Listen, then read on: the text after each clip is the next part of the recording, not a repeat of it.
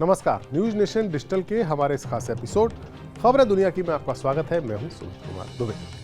पिछले कुछ हफ्तों से जिस तरह से इजराइल एक के बाद एक सटीक हमले करते हुए हिजबुल्लाह के बड़े लीडरान का सफाया कर रहा था, उसे देखकर लगा था कि ईरान का ये सबसे मजबूत प्रॉक्सी मिलिशिया यानी हिजबुल्लाह अब अपनी चमक खो बैठा है। हिजबुल्लाह के चीफ हसन नसरल्लाह की मौत के बाद जिस तरह से इजराइल के पीएम बेंजामिन नेतन्याहू ने नसरल्लाह के वारिस और उसके भी वारिस को मार गिराने का दम्भ भरा था, उससे लगा था कि हिजबुल्लाह की ताकत को वाकई इजराइल अब तोड़ चुका है। लेकिन हिजबुल्लाह अब फिर से खड़ा हो चुका है और उसने इजराइल पर एक बेहद जोरदार पलटवार किया है। हमारे आज के इस वीडियो में हम बात करेंगे कि कैसे हिजबुल्लाह ने अपनी ताकत दिखाई है और कैसे ईरान की मिसाइल पावर ने अमेरिका को इतना सतर्क कर दिया है जो उसने इजराइल की हिफाजत के लिए अपना सबसे मजबूत एयर डिफेंस सिस्टम, जिसे उसका ब्रह्मास्त्र कहा जाता है यानी थर्ड एयर डिफेंस सिस्टम, उसको तैनात करने का फैसला किया है इजराइल ने। लेकिन पहले बात हिजबुल्लाह की। इजराइल के शहर हाइफा के साउथ में बेन्यामीना जो मिलिट्री बेस है इजराइल का, वहाँ हिजबुल्लाह ने एक ड्रोन से हमला किया है। इजराइल की मीडिया की खबर के मुताबिक संडे के दिन इस हमले में 4 इजरायली फौजी मारे गए और तकरीबन 67 घायल हुए हैं। इस हमले में जो सबसे बड़ी बात है वो ये है कि इसको रोकने के लिए इजराइल का जो मशहूर एयर डिफेंस सिस्टम है वो पूरी तरह से नाकाम रहा और एयर रेड के सायरन तक नहीं बजे, यानी अचानक से ड्रोन अटैक हुआ। हिजबुल्लाह ने जिस ड्रोन से इजराइल पर हमला किया है उसे रशियन ड्रोन बताया जा रहा है। मारे गए लोगों की संख्या के बारे में अगर बात करें तो ये हमला इजराइल पर हुए अब तक का सबसे बड़ा हिजबुल्लाह का हमला है। रशियन ड्रोन के हमले ने इजराइल लेबनान जंग में रशिया की एंट्री को साबित किया है और अब ऐसा माना जा रहा है कि ईरान के हथियारों के साथ साथ हिजबुल्लाह के जखीरे में अब रशियन वेपन भी शामिल हो चुके हैं। हिजबुल्लाह के इस हमले को साउथ लेबनान में इजरायली हमलों का बदला बताया गया है। जिस वक्त ये हमला हुआ उस वक्त इजरायली फौजी मेस में खाना खा रहे थे। इस हमले ने घायल लोगों को करीब 50 एम्बुलेंस से 7 अस्पतालों में भर्ती कराया गया है। इससे अंदाजा लग सकता है कि हमला कितना बड़ा था। हिजबुल्लाह ने इस हमले के बाद एक बयान जारी किया और इसकी जिम्मेदारी ली।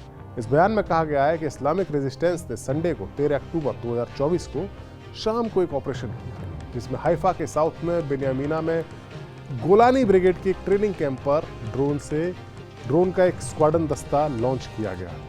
हिजबुल्लाह ने कहा कि उसने इजराइल की जो एलीट गोलानी ब्रिगेड है उसको निशाना बनाया और ड्रोन के हमले के दौरान इजराइल की जो एयर डिफेंस सिस्टम था उस पर कब्जा करने के लिए यानी उसको नाकाम करने के लिए मिसाइलें दागी। इजराइल की नेशनल बचाव सेवा ने कहा है कि इस हमले में 61 लोग घायल हुए हैं। इससे पहले लेबनान में कुछ दिन पहले ग्राउंड ऑपरेशन कर रहे इजराइल के 8 जवानों को भी हिजबुल्लाह के लड़ाकों ने मार दिया था। इन बातों से ये साफ हो रहा है कि हिजबुल्लाह अभी खत्म नहीं हुआ है, उसको खत्म नहीं माना जा सकता।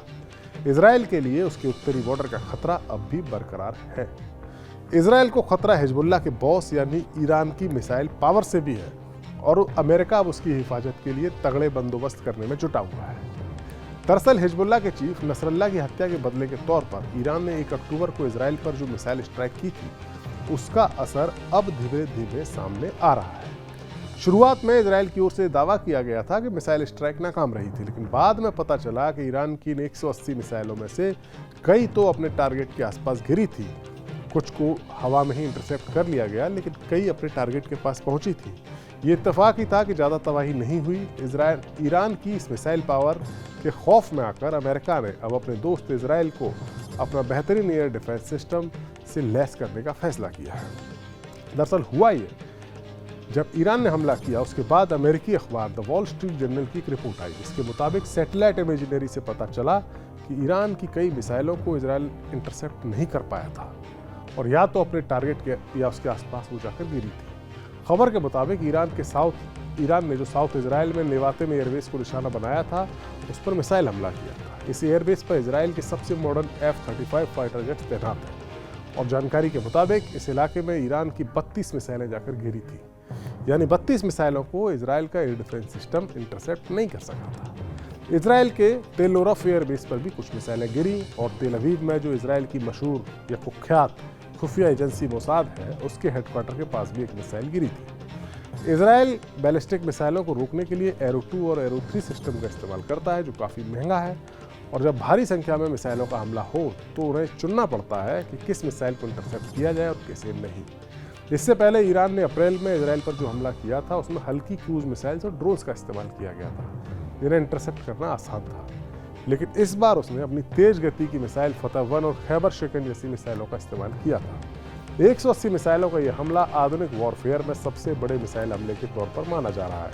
और इसी हमले के बाद इजराइल और अमेरिका, उसके आका अमेरिका, इन दोनों को एहसास हो गया कि ईरान की मिसाइल पावर को हल्के में नहीं लिया जा सकता। और अब इजराइल के सामने सवाल ये है कि वो ईरान के ऑयल डिपो या परमाणु ठिकानों पर जवाबी हमला अगर करता है तो फिर ईरान का मिसाइल हमला और होगा और वो और जोरदार होगा। एक जानकारी के मुताबिक ईरान के पास तकरीबन 3000 बैलिस्टिक मिसाइलों का जखीरा है, जिसे उसने अंडरग्राउंड यानी जमीन के भीतर कई फुट भीतर शहर बसाकर छुपाया हुआ है। उन्हें नष्ट करना इजराइल के लिए मुश्किल है। यानी साफ है, अमेरिका इजराइल की जोड़ी का मकसद ईरान की मिसाइल भंडारों पर हमला करने के साथ साथ उनके इजरायली टारगेट्स की हिफाजत करना भी है। लिहाजा अमेरिका ने ऐलान किया है कि वो इजराइल में अपना मिसाइल डिफेंस सिस्टम थार्ड तैनात करेगा। थार्ड का पूरा नाम है terminal high altitude area defence. Third एक अत्याधुनिक यानी बेहद मॉडर्न मिसाइल डिफेंस सिस्टम है। इसे छोटी दूरी से लेकर मध्यम दूरी और लंबी दूरी की बैलिस्टिक मिसाइलों का मुकाबला करने के लिए स्पेशली डिजाइन किया गया है। थार्ड को अमेरिका का ब्रह्मास्त्र कहा जाता है क्योंकि उसका एकमात्र ऐसा डिफेंस सिस्टम है जो वायुमंडल के अंदर और बाहर दोनों जगह टारगेट को रोकने में सक्षम है। अमेरिका लगातार थार्ड में इंप्रूवमेंट भी करता रहा है।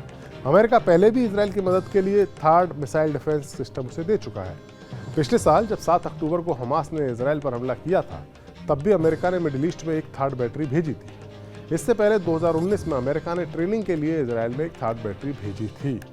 अमेरिका ने इस पूरे मिडिल ईस्ट के इलाके में इजराइल की हिफाजत के लिए अपनी नेवी का एक बहुत बड़ा हिस्सा तैनात भी किया हुआ है। लेकिन इसके बावजूद अमेरिका को खौफ है कि ईरान और उसके प्रॉक्सी यानी हिजबुल्ला, हूती, सीरिया और इराक में मौजूद मिलिशिया इजराइल को निशाना बना सकते हैं।